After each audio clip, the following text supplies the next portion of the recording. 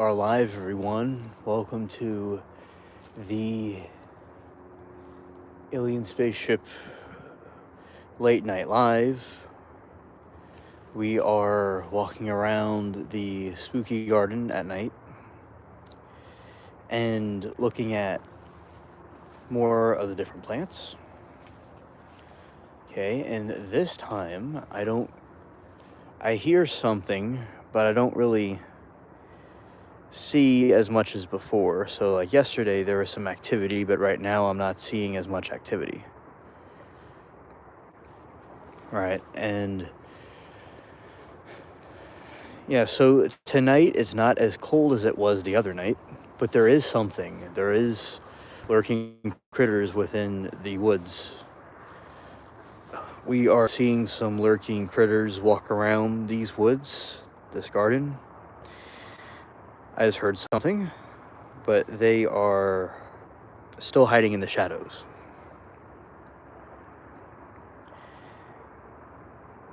Yeah, I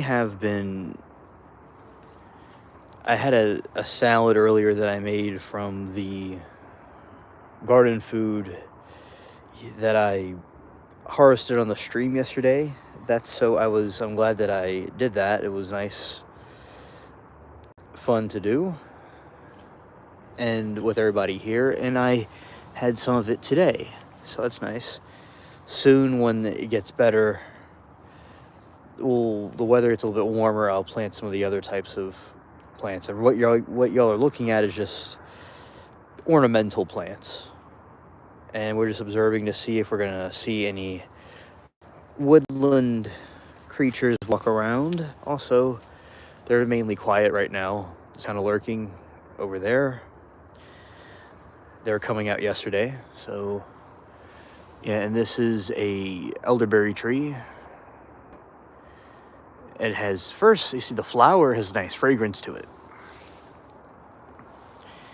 I think it's used in perfumes, probably. I don't know that for a fact, but I think that's something I've heard before. And then it turns into the berries. Yep. There's something over there, I figured. Okay, because sometimes it could be very quiet, and other times they come out to go and do their thing. They were like play wrestling last night over here. That's where they usually are, lurking around here. Then they kind of come into view and go away. So yeah, although it looks pretty dark, there's actually some, critters walking around over there. All right. So far, it has been very quiet this night. And that's good, but at the same time, it could be very eerie. When it snowed here, it was very eerie the way it was quiet. It was too quiet. The expression of something being too quiet, it was kind of like that. But because when I heard the wind chimes and there's no wind, I'm like, something's not really adding up here. So I figured out in this region right here, there's wind in this one little location, this one small location right here, and everything else didn't have any wind.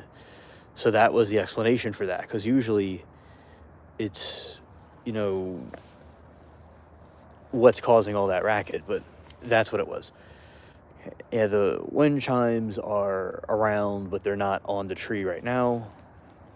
And yeah, this is just a space where cats and different stuff like to go. I planted things here before. That's probably why there's a brown line right there, because before the trees completely cover this, it's an opportunity to have the different plants. I would have a whole row of regular spinach here. Not the kind of spinach that you're thinking of. Well, what I mean is the spinach that you're thinking of, but not really the spinach you're thinking of. So I'll explain what that means. So when you have spinach that is the winter spinach that I grew Hey Eugene, good to see you, buddy. Welcome to the stream. Nice to have you on board, as always. Hope you're having a nice day, and thank you for being here. So right here, you have a situation where the spinach grows, but it was Viking spin. It wasn't even Viking spinach. I'm getting ahead of myself. The type of spinach it was just regular spinach, but it was a strip. Sometimes you could have a whole strip of seeds. Kind of looks like a candy strip, but it's not a candy strip. And then they all sprout up and they grow in a row automatically. So that's what it was. Because there's 3 different kinds I've grown, and my favorite one is the Viking spinach. Which I don't know what it has to do with Vikings, but it tasted really good and nice big leaves. The other ones are more thinner leaves. Yeah, but then as the spring happens and the summer happens, this whole thing is covered by the trees. So that is just a spot you have when everything is covered by when you have trees around. Under the tree, the ground hardly grows really anything. Except in winter time, it's all the trees have fallen, the leaves have fallen, and all these other things pop up. But during the summer, it all dies out, and it gets very, very flat. That's why I call it the canopy. You see, like right here, that's where grass would be, but it's not exactly there. And that's a tree stump, and I'm glad that it's not a certain way where I would trip over it. Over when I was in Kentucky, there was artifacts in the ground,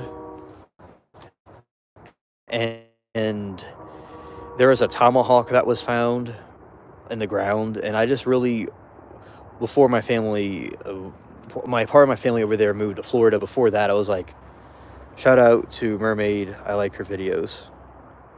Yes, shout out to Mermaid. She is the official Pools Mermaid. Yeah, she is amazing, and her videos are excellent. I do agree. Yeah, I like the different pool rooms that she'll look into, and it's such a creative concept to have. And sometimes the creators go on her stream that created those levels, and they'll talk to her and I'll and chat, and that's really cool that they do that. I like how there's no violence or graphicness. It's all psychological, because this stream that I'm doing is kind of like the pool rooms in a way. Like, there's something watching, but you can't really see it, and it's real psychological and dark. So yeah, that's what I like about the feel of this streams, similar to that concept of the pool rooms, because so many video games that I was used to and knew about had to do with either Mario type games or Sonic or Call of Duty, those type of games. But the pool rooms, you're just walking around the pool, and there's different entities and levels. I like that. And there's one with the ducks, so you have these different compartments. I'm thinking there's something there. I don't know what is that. It must be it's a thing. I know it's not an animal, but it's a thing. Anyway, so but it looks like an animal, but it isn't. It happens to me all the time. I'll be seeing something, but it's not really what I think it is. So there's that. When you have the ducks, and there are all these different colors, there's orange, red, blue, green, and she was putting them from the pool inside these pastel boxes. And on paper, people might think that it's like who would play a game like that? Yeah, banded puppies on my stream. Yeah, banded puppies are lurking. I hear them in there. They're lurking around. But yeah, that is so cool and the game was entertaining to watch. One of the pools that she played was where she had to go and clean a pool from a murder scene, or let's call it something else. Let's say it was a murder, as they like to say in the chat scene. And It was like a pool with lots of tomato juice in it. I'll just say that, and they were cleaning it up in the game, and it's very creative concepts. I like those type of games. Games I probably never would have really thought about. I knew about the back rooms, but I didn't. There's all kinds of creepypastas about the back rooms. Absolutely, that is cool. Yeah, I'm not completely familiar with Great Wolf Lounge, but yeah, that sounds like something cool that she would do. And the like on paper, people might think that type of game is like something to not play, but it's actually very entertaining. It's like basically chores and stuff you would do in real life. There's one part of the game where she went to like fix a pool up to like a pool was dirty and she had to go fix the pool up. And it was so like challenge. It was like a great challenge to do. It was uh, trying to get all the different parts of the pool working properly. And after that happening, you go and turn on you get more chlorine to put in the pool, and then something else happens where you have to go to a certain location you can't really access that well. And the whole thing was a very good challenging game. Oh, okay, Eugene. That would be a cool place for her to go, and she could do a live or a video from there. I think it would be like the pool rooms games in real life. Yeah.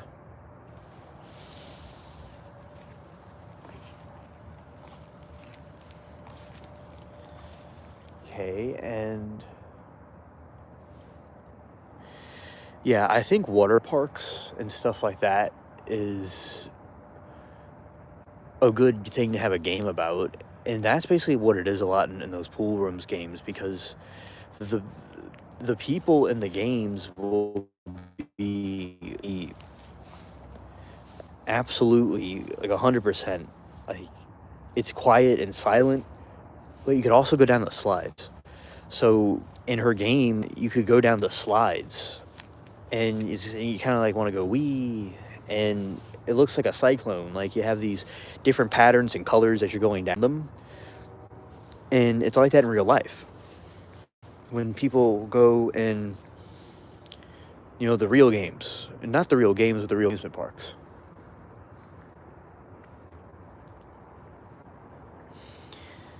Yeah, and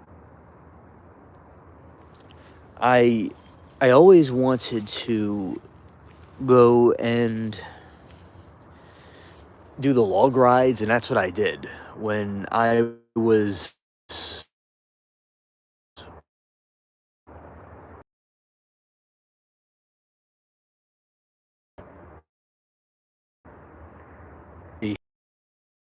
of Eugene says off topic, but Matt Walsh talked about a video store Blockbuster game.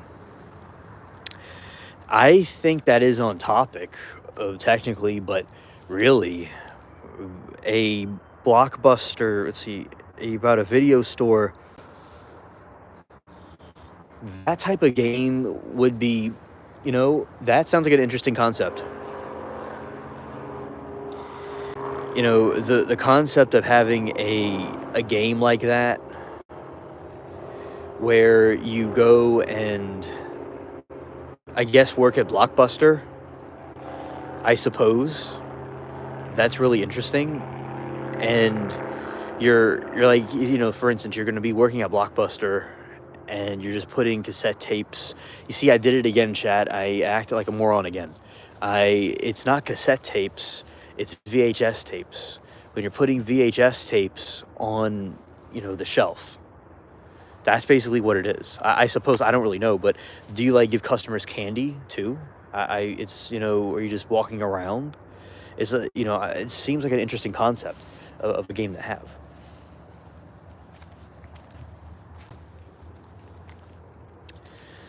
And I have to go check that out. Okay, it's a real life simulator. Well, I suppose so. You go and okay, so it's Go and it simulates the real life. Oh, now I'm thinking about it's like 1996, and you go into the store, the Blockbuster, and you get a tape and you rent it, and you can walk around, and you could just like walk around the store and just like you're like back in '96 or something like that. So that's an interesting concept. I'd like that game. I think it sounds cool. Anyone in chat miss Blockbuster? Because a lot of people used to go to Blockbuster and it was a big thing, but not anymore. People have all kinds of streaming services where they can go and just get it from there, and that's good and all. But some people like the stores like how they used to be back in the past, and there's also an element of nostalgia that goes along with that. And I'm not even aware of competitors of Blockbuster, but I'm sure there were some. I'm sure they're out there. It's, really okay. It's like working at a video store. Okay, okay. So we're going back to the other thing about working at a video store. So there's like, say Joe Schmo, right? And he has a blue shirt on, and he has some tan pants, or he could also be Jane Doe, right? And they're working there with their shirt on.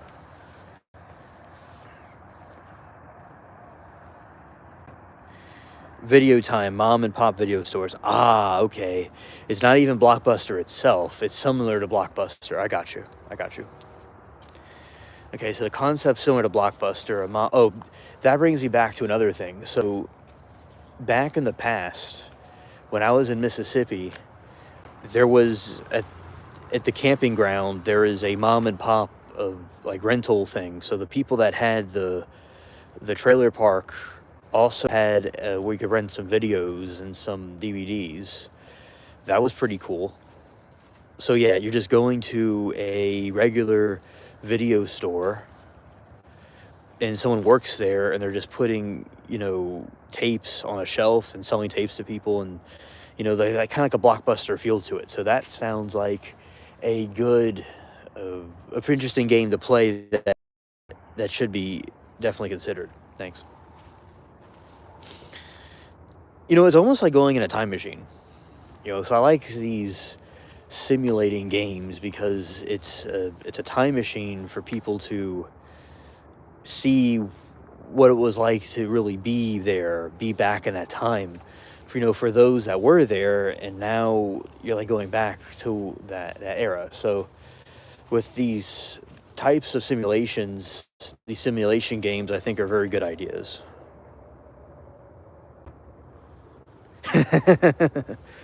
Yeah, exactly. That would be another cool game to play with those type of records. Speaking of records, I have, in the past, records used to be used a lot. People always would look at records. And that didn't make any sense, what I just said. So I'm going to rephrase what I just said so it can make more sense. People used to play records on a record player and vinyls. I'm probably saying that wrong. And indie records and those things. There is some records are very small looking, other records are very big looking, and y'all already know this.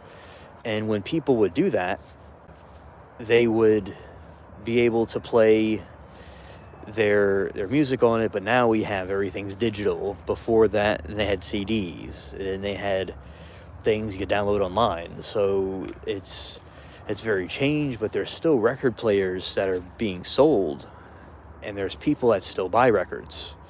So when I was realizing they made brand new record players still to this day, I thought that was like a good thing, and I didn't really realize it, because when I had friends that would talk about vinyl, cassettes, CDs. Okay, they have the two other ones, CDs and cassettes too. Okay, thanks. So, yeah, and people would have those vinyl records, and they would it'd be all kinds of different music people could play, and you would have to change it back and forth, to different things, from different CDs. I mean, different records. Now, I know about the really big records. That's something that we had in a music class. They showed us those really big ones. But with the records, it's cool that they still make record players. Because when my friends were saying that I was going to school with, they're saying that they had record players. I'm like, whoa, they must have got some like thrift store thing. But no, they did make them brand new. So I think it's a cool concept. Some bands and some artists have cassette tapes still. Like, they make new cassette tapes. When I was growing up, I remember cassette tapes. I used to play when I was little, tiny. I used to put it inside the CD, inside the DV. I'm acting like a fool for a moment, but I put it inside the radio or the cassette tape player, and I would play it. Because I'm saying for a second that you get putting a cassette in a DVD player. That doesn't make any sense. So, no, the cassette player. And they had something for kids. They had a kid cassette player. There was, oh, hello, Mary. Crazy Mary. Howdy. Welcome to the stream. I'm glad to have you on board. So, yeah, I heard about Taylor Swift having them. And the Midnight, that band has them too. And I think it's really cool how there's still people that want to have those on cassette tapes, that they still do that. When I was little, they had like this red radio, and you could put a cassette tape in there and play it. When I got older and older, as the years went on, they stopped using them more. And Mary, this is the broccoli here. Yeah, Target exclusive. All right, that's broccoli right there. And I harvested something last night right there, right? But this right here is another daikon plant growing. It's like a type of radish. And this is the spinach that's getting ready to be put in a salad. So, yeah. I'm in my yard. That's where I'm at. On my home planet. So, that is an elephant ear plant that grows, like, say there's an elephant ear plant that's big, right? And it dies at some point, like, 3 years ago. Then every year their descendants grow every year. So that's something cool. I am Louisiana. That's where I am. And it's not that cold tonight, but it was cold last night. And that is another one. You see, these are tropical plants. Really cool tropical plants. And this group I put here around. And yeah, this is the elephant ear plant. It's really cool. And okay, so did I talk about the aliens or alien.gov thing? Oh yeah, we did talk about that, Eugene. So there was this government thing where the government registered a website for aliens, and we believe it has to do with alien disclosure, and that they're making the website similar to how they had the Jeffrey Epstein. Vash, my dude, it has been so long. What's up? I am so glad to see you. Hope that you've been doing well. Scared. Yeah, garden party, Brig. Yep. And yeah, Gregor Tron was asking about you, Vash. Awesome to have you. And yeah, so Eugene, we talked about the government website that's registered most likely for alien disclosure. And we're all getting excited in the alien community about it. Regarding the aliens that we have been talking about. Some people were saying it had to do with like illegal aliens, but no, it has to do with, in my opinion, and from what I could find, the aliens from outer space.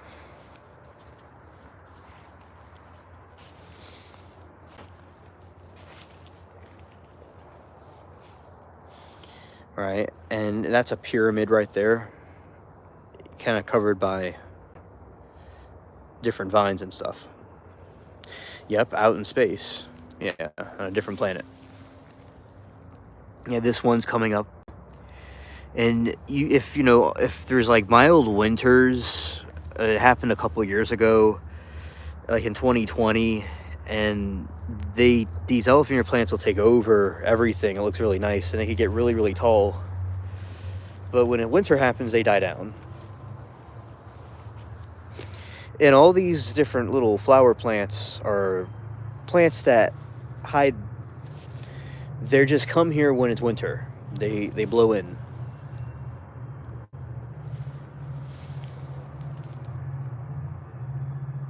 Yeah, this is very cool. And yeah, just winter brings in all kinds of interesting plants in here. But so we have tropical plants and non-tropical plants in the mix. And this is an alien vine right here. It's definitely something that is not seen much on Earth. And it almost looks like a creature that's about to grab me. And there's another one like they're about to see, they're intertwining with each other. Those train sounds are really nice. And yeah, and those are like the edible ones right there. But more of this is going to be cleared out. Okay, BRB, a nice, Mary, thank you for letting us know.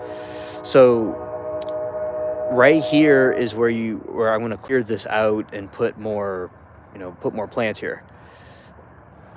I was kind of putting some more spring plants, but recently it's been very cold. All right. So far, I have heard some little critters in the background, but I have not. They've not come out to play yet.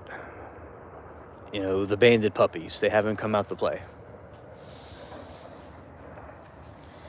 And I was eating the salad earlier from some of the things I harvested last night, as I said earlier, and that was nice to finally do. But some plants are hardy for the winter. Some of them can handle it and some of them can't.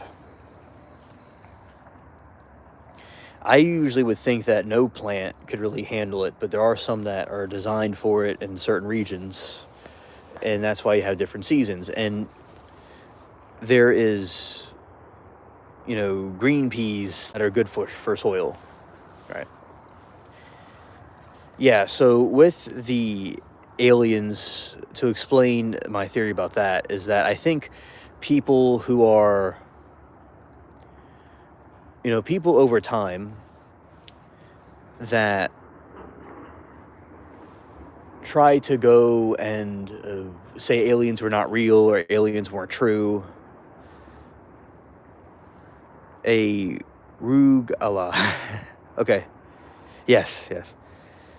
And there is this other thing where, about the aliens. Something just poked me, so that's why I stopped for a second. So with aliens, a lot of those must be the rats. That's what that is. Up in the trees. They would say aliens didn't exist and aliens were stupid. This was the mainstream narrative that was being pushed because they didn't want people to think aliens are real, because it would shock people. They didn't know what people would think about if there's some technology that is far beyond ours. It would make people nervous, and they wanted to keep people in the shadows about what was really happening. Over a period of time, there's a point where they can't hide it anymore, so they put it in the media. Some alien movies, some science fiction stuff, and over time, people get conditioned to be okay with it.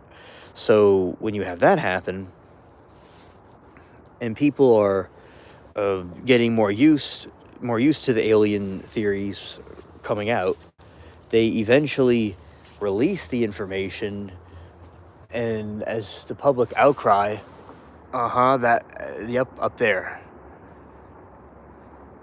There's a rat in that tree right there. That's what that is. That must be what we were hearing, because I was hearing something, but that's what it was. Okay, Eugene said Star Trek was the conditioning. Oh yeah, Star Trek definitely was one of the conditionings, especially in the early days. And now it's really even more of, because there's more Star Trek reruns, reboots coming out. Voyage to the Bottom of the Sea was one, and many other alien movies, War of the Worlds, all those were conditionings about those types of things. Now, I will say that with Star Trek, I think it was the technology that they have is something certainly that is used by the ETs, definitely. And there's theories about them being from other dimensions, from outer space, or fallen angels, or some time travelers. Whatever there is something there. And, we've talked on the show with many people that have come through here, these streams and other streams, about their own experiences with aliens.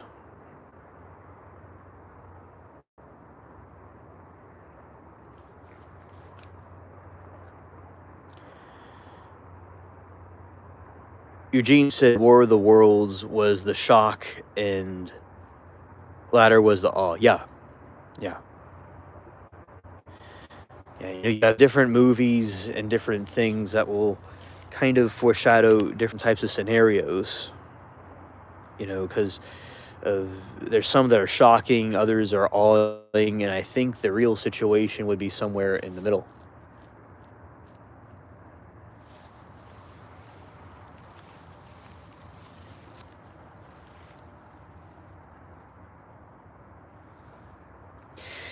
Hello, Abby. Glad that you're able to make it. Welcome to the stream. We are talking about a variety of different things, and we're talking about aliens too. All right. So far, I have seen a rat up there. I saw a rat up there, but the banded puppies are quiet tonight. Okay, yes. Hello to you. I hope you and Luna are doing good. It was nice chatting with you earlier. And let's see through here. It is some more stuff. Yes, there's tree rats. Yes. Yeah, and this is the same star that we see at night on the streams.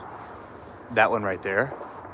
It's peeking through the, far out there, because the truth is out there. That's where one of those things are.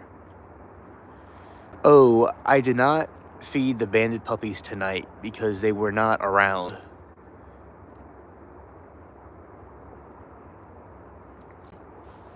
At the moment, but yeah, I would definitely do it if they come around. I'll be glad to give them something. Yeah, so there's a government website that was registered for alien disclosure recently, and I think that is very cool.